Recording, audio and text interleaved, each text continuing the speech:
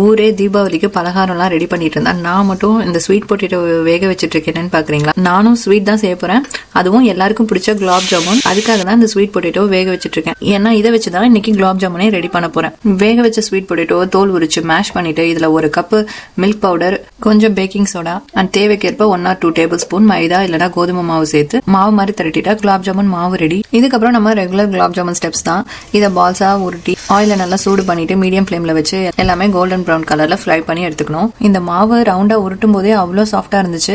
ஆனா எனக்கு ஆயில போட்டு ஃப்ரை பண்ணி எடுக்கிற வரைக்குமே பயமா தான் இருந்துச்சு எப்படி வரப்போதோ அப்படின்னு சொல்லிட்டு. ஆனா சூப்பரா ஃப்ரை ஆகி வந்துச்சு.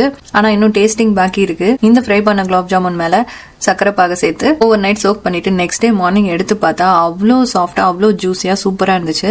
இந்த குலாப் ஜாமுனை டேஸ்ட் பண்ணி பாக்குறவங்க இதை சக்கரவள்ளி கிழங்கு வச்சுதான் சமைச்சோம் அப்படின்னு நம்ம சொன்னாதான் உங்களுக்கு தெரியும். அந்த அளவுக்கு ரெகுலர் குலாப் ஜாமுன் மாதிரியே தான் டேஸ்ட்ல இருந்துச்சு. கண்டிப்பா இந்த தீபாவளிக்கு நீங்களும் இந்த ஸ்வீட்டை ட்ரை பண்ணி பாருங்க.